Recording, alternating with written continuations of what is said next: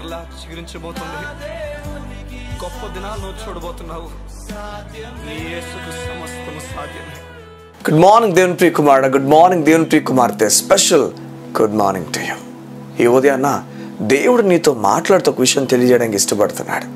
నీ ఆత్మీయ జీవితంలో నువ్వు బలహీనరాలవై ఉండి, నువ్వు బలహీనుడు అయి ఉండి నీ ఆత్మీయ జీవితంలో బలవంతుడు కావడానికి నువ్వు ప్రయాసపడుతున్నావేమో.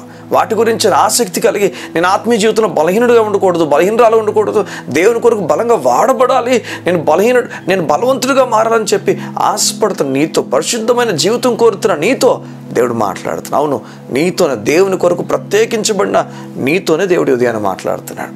దేవుడు మనకు యేసయ్యని జ్ఞాపకం చేస్తున్నాడు. ఉదయాన యేసయ్య బాప్తిజం తీసుకున్న తర్వాత బయటకు వచ్చిన తర్వాత బైబిల్ చెప్తుంది, ఆత్మదేవుడు తనను ప్రేరేపించిన విషయం ఏదంటే ఎడారి వైపు తీసుకుని వెళ్తున్నాడు. అవును, ఎడారి వైపు తీసుకెళ్తున్నాడు. దేనికనంటే దేవునితో 40 దినాల సహవాసానికి, దేవునితో గడపడానికి, ఇంకా ఆకలి వైపు, తిండి వైపు, ఎటువైపు లేకుండా తన జీవితంలో దేవుని వైపు పూర్తి గడపడానికి తీసుకుని వెళ్తున్నాడు. చూడండి, ఈ ఆత్మీయ జీవితం కొరకు, లేకపోతే పరిశుద్ధమైన బ్రతుకు కొరకు ఎవరైతే సపరేట్ చేసుకుంటారో వారి జీవితాన్ని యేసు ఒక ఉదాహరణ మిగులుస్తున్నాడు. ఆ ఉదాహరణ ఏంటంటే, ఎప్పుడైతే ఆత్మీయ జీవితం కొరకు ఒక వ్యక్తి ఆలోచించి దేవునితో సవాసు గురించి పక్కకు తన జీవితాన్ని తీసుకుంటాడో వెంటనే అపవాది ఎంటర్ అయిపోతున్నాడు. బైబిల్ చెప్తుంది, అపవాది ఎలాకలో తను విసిగించడం ప్రారంభించాడట. ఇదిగో ఈ రాళ్ళను రొట్టెగా చేసుకొని తిను, ఈ పైనుంచి కిందకు దూకేసే, ఇగో నువ్వు ఇంకా చాలా చాలా విషయాలు చెప్తూ అపవాది ఏదో ఒక విధంగా టెంప్ట్ చేయడం చూస్తున్నట. జాగ్రత్తగా ఏ ఉదయాన్న నువ్వు ఆత్మీయ జీవితం గురించి నీ జీవితాన్ని పక్కకు తీసినప్పుడు అపవాది వచ్చేస్తాడంతే. దేవునికి చెప్పున నేను టెంప్ట్ చేయడానికి ఈ లోకపు విషయాలన్నింటినీ ముందు పెడతాడు.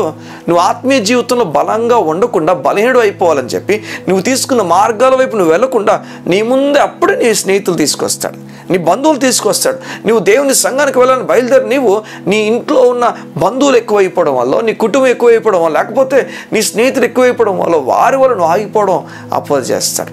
ఏదో ఒక విధంగా అపవాది నీ జీవితాన్ని, ఆత్మీయ జీవితంలో ఎదగకుండా, పరిశుద్ధంగా బ్రతకకుండా వాడు చేసే పని అదంతా కూడా.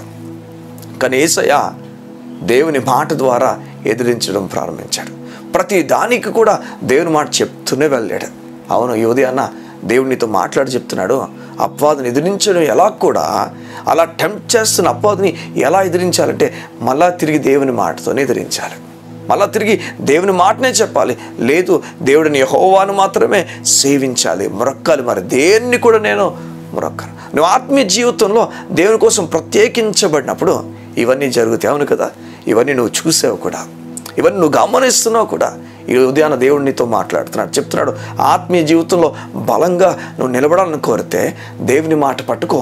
అపవాది ఖచ్చితంగా నేను టెంప్ట్ చేయబోతున్నాడు, ఎన్నో విషయాల్ని ముందుకు తేబోతున్నాడు. ఈ విషయాలు ఎలా ఎదుర్కొంటావు అంటే మరలా దేవుని మాటతోనే. దేవుని మాటను చదువుకుని వెళ్ళు, ఆ మాట ప్రతి దినము పలకడం ఇష్టపడు. దేవుడు నిన్ను ఆశీర్వదించబోతున్నాడు, బలపరచబోతున్నాడు. ఆత్మీయ జీవితంలో బలవంతుడై అనేకుల్ని బలపరిచే వ్యక్తిగా దేవుడు నిన్ను చేయబోతున్నాడు. ఉదయాన్న కళ్ళు మూసుకుంటావా? ఏ ఉదయాన్న నేను దేవుడు ప్రత్యేకించి బలపరిచి అభిషేకించి ముందు తీసుకుని వెళ్ళాలని నేను నీ గురించి ప్రార్థన చేయబోతున్నాను.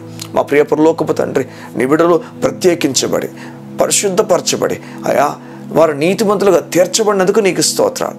నీ మాట సెలవిచ్చుచున్న విధంగా నీవు నీ ప్రజలు అభిషేకించావని, నీ ప్రజలు ప్రత్యేకించావని అయ్యా, ఇగో నీ బిడ్డలు నీ సేవ కొరకు సిద్ధపడుతుండగా, నీ పని కొరకు సిద్ధపడుతుండగా, వారి లోకం నుంచి ప్రత్యేకించుకున్నట్టుగా అపవాది ఎన్నో టెంప్టేషన్స్ వారి ముందు తీసుకొస్తుండగా ఏ విషయంలో కూడా లొంగిపోకుండా నీకు మాత్రమే సమయం ఇచ్చేవారుగా, నీకు మాత్రమే వారి జీవితాన్ని ఇచ్చేవారుగా నీ కృపతో నడిపించండి. ఎవరికి ఈ లోకంలో ఇచ్చేయకుండా, ఎవరికి వారి జీవితం నమ్మేయకుండా, అవి వారు బిజీ అయిపోకుండా నీతో గడుపునట్లుగా నీ కృపను వారు కలిగేసి నడిపించమని అడుగుతూ యేసు నామమున ప్రార్థించుచున్నాము తండ్రి.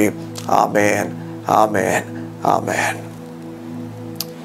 ఈ ఉదయాన దేవుడు నీతో మాట్లాడి చెప్తున్నాడు, నీ జీవితం నాకు ఇచ్చావు.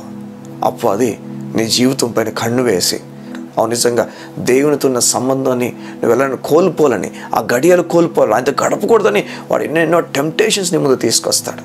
వాటన్నిటిని జయించి నువ్వు ముందుకు వెళ్దువుగాక.